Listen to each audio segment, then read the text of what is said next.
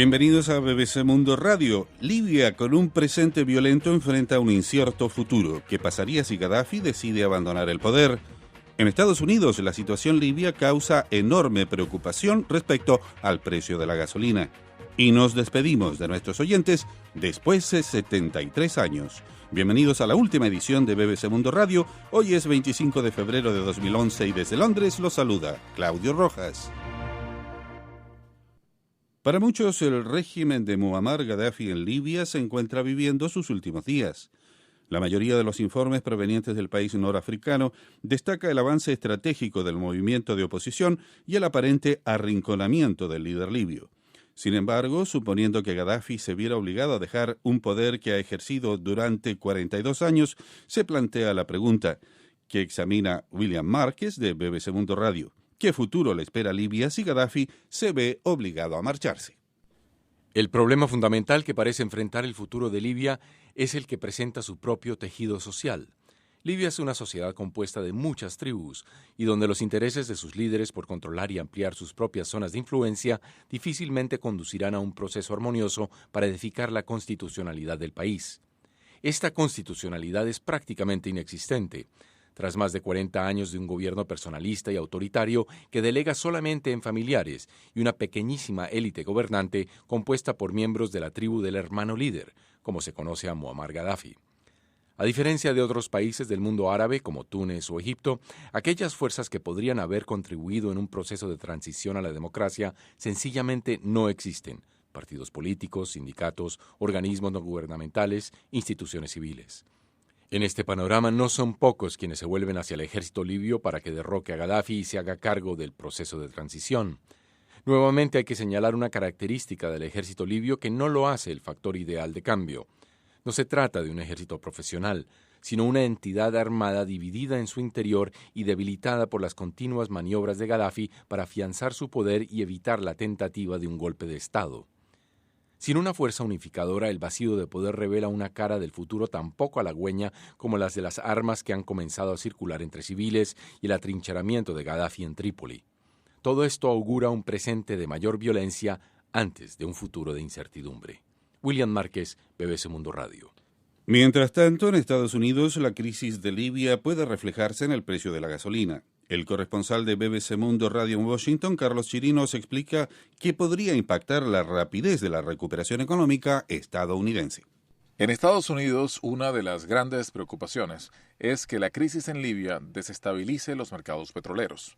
Si bien el crudo libio abastece principalmente a Europa, el que el 1.800.000 barriles que produce diariamente se vea interrumpido podría poner nerviosos a los mercados mundiales.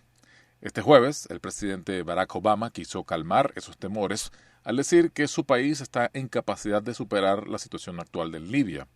Hablando ante un grupo de empresarios en Washington, Obama aseguró que el petróleo se estabilizará y que hay inventarios suficientes en Estados Unidos y en los países europeos para enfrentar cualquier reducción en el suministro. Más concreta fue la oferta del gobierno de Arabia Saudita de cubrir cualquier escasez que surja como consecuencia de la crisis. Los sauditas están en contacto con refinerías europeas que pueden ver su suministro de crudo interrumpido por lo que pasa en Libia. Pero la preocupación por el precio del petróleo no es exclusiva de la Casa Blanca o de los gobiernos. Aquí en Estados Unidos, en las calles, muchos conductores ven con pavor cómo empieza a subir el precio del galón de gasolina. El valor promedio del combustible está ya en $3.50, casi 50 centavos más que hace un año. Pero con el final del invierno cerca y la inminencia de la reactivación de la temporada de manejo, muchos temen que para mediados del año pueda estar cercano a los $5. Además, los altos precios de la gasolina pueden terminar afectando las economías familiares y reduciendo la capacidad de consumo con cuya reactivación cuentan las empresas y el gobierno también para mantener el ritmo de la recuperación económica. Desde Washington, Carlos Chirinos, BBC Mundo Radio. En su primera evaluación de los derechos humanos en Colombia, en la era del presidente Juan Manuel Santos, Naciones Unidas alertó respecto a un aumento de las masacres en ese país andino, las cuales atribuye a las bandas que surgieron luego de la desmovilización de los paramilitares de derecha. Los detalles los tiene desde Bogotá Hernando Salazar, de BBC Mundo Radio. La Alta Comisaría de las Naciones Unidas para los Derechos Humanos está preocupada porque las masacres aumentaron en un 40% en Colombia. En 2010 fueron 38 asesinatos colectivos que dejaron 179 muertos. Naciones Unidas los atribuye a bandas que surgieron en los últimos años, que para muchos son las sucesoras de los paramilitares de derecha y que en algunas zonas actúan con la aquiescencia de las fuerzas militares. Sin embargo, el gobierno del presidente Juan Manuel Santos, que llegó al poder en agosto pasado y prometió especial protección a los derechos humanos, sostiene que el aumento de las masacres no es tan grande como lo presenta el informe de Naciones Unidas. Expertos consultados por BBC Mundo Radio, como el profesor Mario Madrid Malo, creen que en Colombia ha habido algunos progresos, como la disminución de los crímenes extrajudiciales de personas que eran presentadas como muertas en combate. Esos casos, conocidos como falsos positivos en Colombia, sumaron 3.000 víctimas entre 2004 y 2008, pero hasta ahora hay pocas condenas.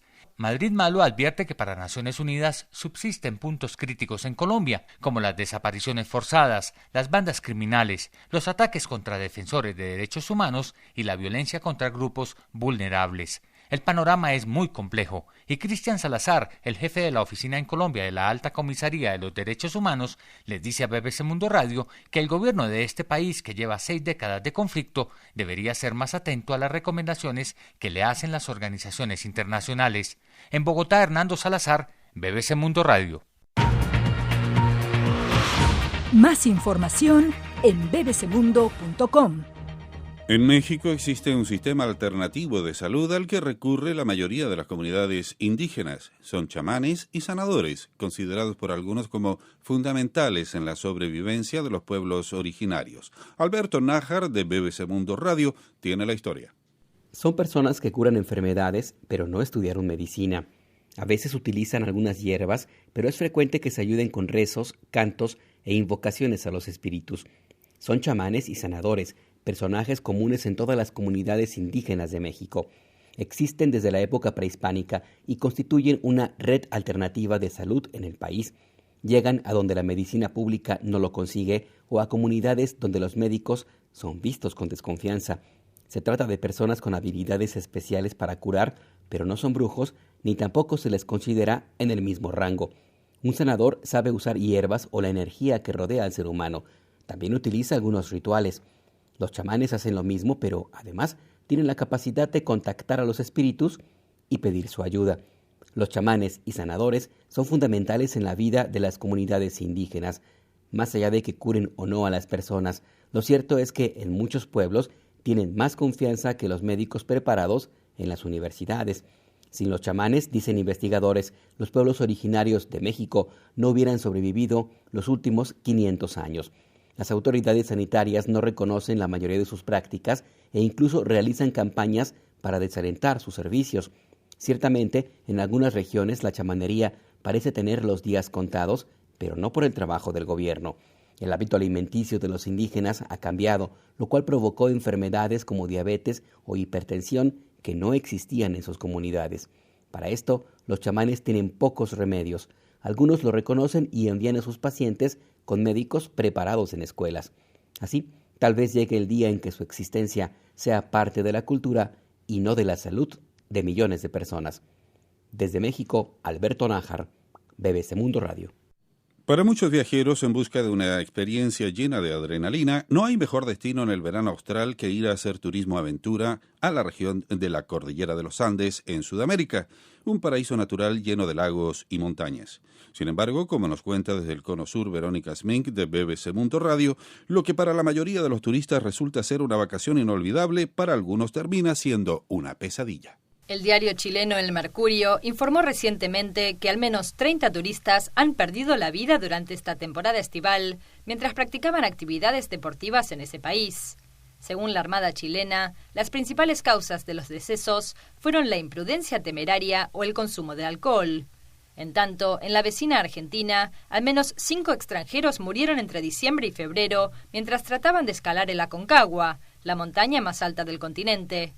El responsable del Parque Provincial Aconcagua, Daniel Gómez, dijo a BBC Mundo Radio que en los últimos 3 años las autoridades han tenido que realizar entre 200 y 230 evacuaciones de turistas que quedan atrapados en altura.